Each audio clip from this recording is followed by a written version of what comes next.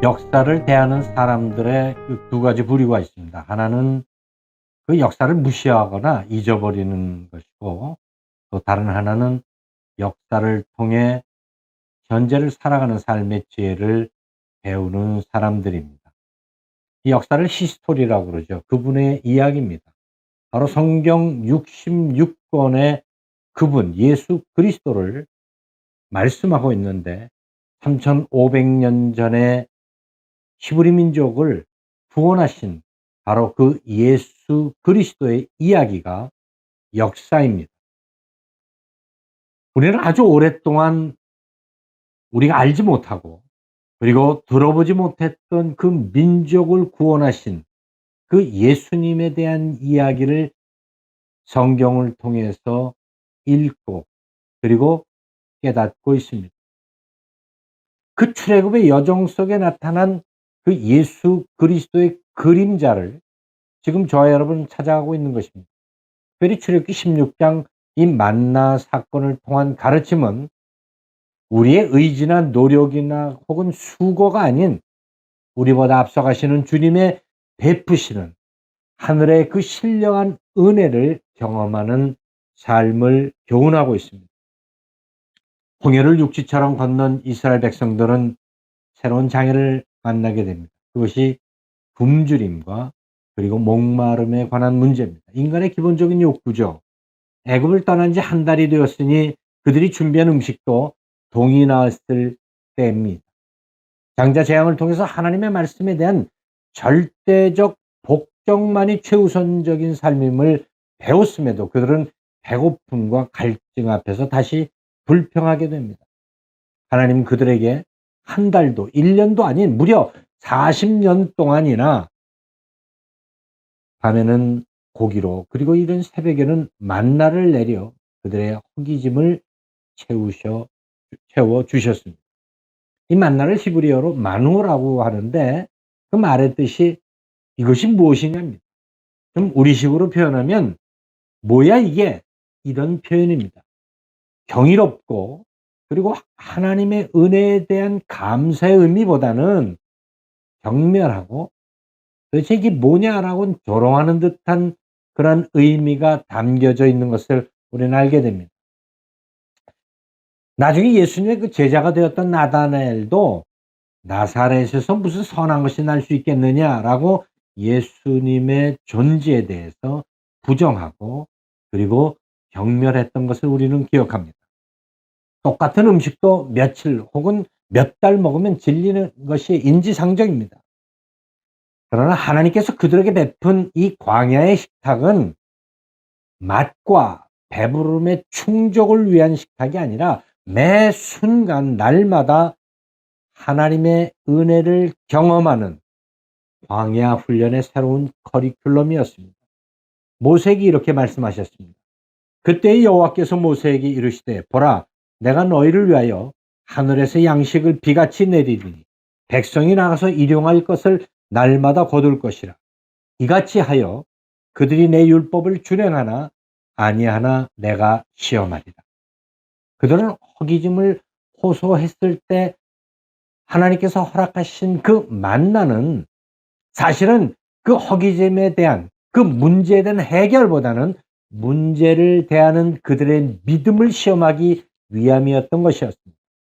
무서운 장자의 재앙과 그 홍해 사건을 통해서 그들은 눈앞의 현실적 그 허기짐에서 또 한 번 무너지게 됩니다. 배는 불렀지만 맛없는 그 광야 식탁을 하루 이틀 지나면서 그들은 다시 애굽의 식탁을 그리워하죠. 우리가 애굽에 있을 때 생선과 오이와 참외, 부추, 파, 마늘들을 먹은 것이 눈에 아른거린다. 이렇게 민수기 11장에 그들의 그 불평하는 모습이 적나라하게 드러납니다.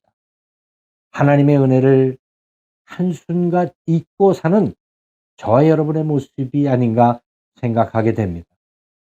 만나는 그들의 입맛에 딱 맞는 그런 식사가 아니라 40년 동안 광야의 정을 통해서 주님을 의지케 하는 훈련 방식이었습니다. 맛없는 것에 대한 불평도 있었지만 어떤 이들은 왜 하필이면 매일 내려서 우리를 번거롭게 할까?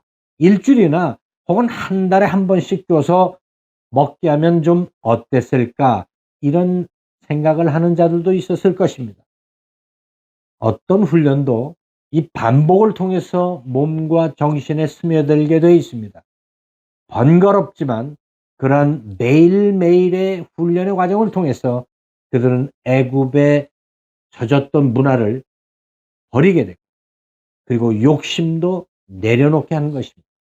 일용할 양식, 곧 내게 주어진 현재 삶에 집중하도록 하나님은 그들을 훈련시켰던 것입니다. 안식일 전날은 특별히 2배를 거두어서 주일을 준비하며 하나님 앞에 예배에 집중하도록 그들은 훈련받았습니다. 말씀에 순종하지 않고 욕심을 쫓아 미리 남이 먹을 배의 만나를 거두었던 자들은 그 썩어짐과 부패를 경험했습니다. 욕심이 잉태해서 죄를 낳고 그 죄가 장성해서 사망을 낳는 경험을 그들은 광야에서 했던 것입니다. 하늘에서 내려온 이 만나는 정육신하신 예수 그리스도의 초림에 관한 그림자적 사건이었습니다. 예수님은 7개의 I am 스테이트먼트에 관한 선언을 하셨죠.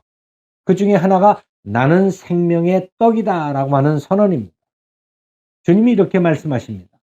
예수께서 이르시되 내가 진실로 진실로 너희에게 이르노니 모세가 너희에게 하늘로부터 떡을 준 것이 아니라 내 아버지께서 너희에게 하늘로부터 참 떡을 주시나니 하나님의 떡은 하늘에서 내려 세상에 생명을 주는 것이니라. 광야 시대를 통해 그들이 먹은 떡은 영원한 생명을 보존하는 수단이 아니었습니다. 단지 영적 훈련의 삶, 곧 하늘을 바라보며 하늘을 의지하는 믿음의 훈련 과정이었습니다. 그래서 그들이 광야에서 먹었던 만나는 옛 언약의 떡이었고, 이제 주님은 새 언약의 떡으로 이 땅에 오셔서 우리를 구원해 주셨습니다. 만나의 교훈이 있습니다. 매일 이른 새벽에 거두는 것입니다. 이른 새벽 하루의 그 첫 시간을 육신의 빵이 아닌 만나 되시는 그 생명의 빵 되시는 예수 그리스도를 만나는 것을 오늘 저와 여러분은 이 땅에 살아가는 동안 훈련받게 됩니다. 이런 삶의 자세는 우리를 겸손하게 하고 애국과 같은 세상의 습성들, 죄와 욕심과 거짓의 삶에서 돌아서게 합니다. 그래서 광야 식탁이 하늘에서 내리는 그 참떡이신 예수님의 그림자적 사건임을 우리는 깨닫게 되고 주님의 말씀에 순종하게 됩니다. 우리가 날마다 외우는 그 주기도문에서 우리에게 일용할 양식을 주옵시라고 주님이 친히 제자들에게 가르쳐 주신 이유도 그 때문입니다. 주님에 대한 절대적 의존적 믿음의 삶을 말씀하신 것입니다.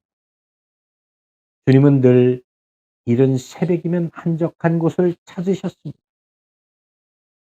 저와 여러분은 이른 새벽, 아침 첫 시간을 주님과 1대1의 시간을 통해 생명의 만나 되시는 그 예수님을 만나야 합니다.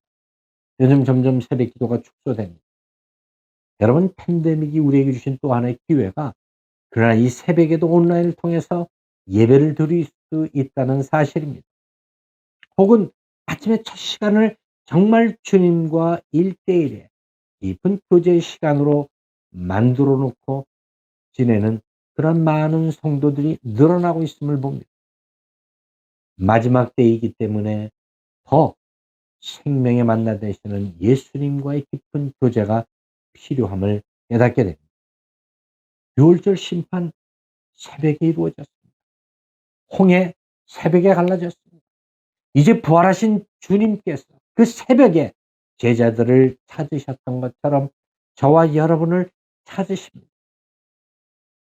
이른 새벽 주님 만나는 것이 성도의 진정한 영적 일용할 양식입니다. 오늘 하루를 통해서 주님이 원하시는 삶을 구할 때 비로소 주님은 이 세상에서 필요한 우리의 모든 육적인 것도 채워주실 줄로 믿습니다. 이스라엘 백성들도 처음은 매일 내리는 만나를 감사함으로 받았을 것입니다. 그러나 시간이 가면서 그들은 불평과 불명을 했고 애굽의 삶을 그리워했습니다. 그들을 광야로 이끄신 하나님의 그 뜻을 잊어버렸기 때문입니다. 히브리 기자는 광야에서 그들이 조상들이 하나님을 거역하며 왕가움으로 실패했던 것을 지적하면서 우리에게 이렇게 외칩니다. 우리가 시작할 때 확신한 것을 끝까지 견고히 잡고 있으면 그리스도와 함께 참여한 자가 되리라. 아멘. 여러분, 무엇을 잡고 살아가십니까? 이스라엘 백성들을 광야로 이끄신 것은 그들을 언약 백성으로 삼아서 그들을 통해 장차 메시아의 통로를 세우기 위함이었습니다. 이제 저와 여러분을 장차 신랑 되시는 그 예수님과 거룩한 혼인잔치에 부르시기 위해서 이른 새벽 광야의 식탁의 자리로 저와 여러분을 주님이 부르십니다. 그 약속을 굳게 잡고 날마다 만나 되시는 그 예수님의 말씀을 먹고 기도로 살아가며 오늘 내게 주어주신 현재의 삶에 감사하는 거룩한 약속의 자녀들 되시기를 예수님의 이름으로 축원합니다. 기도드리겠습니다. 거룩하신 아버지 하나님, 이스라엘 백성들이 실패한 그 광야의 식탁을 이제 이 천국 여정의 삶을 살아가며 이 땅에서 날마다 주님을 먹고 마시는 복된 성도들 되게 하여 주옵소서. 우리 주 예수 그리스도의 이름으로 기도하옵나이다.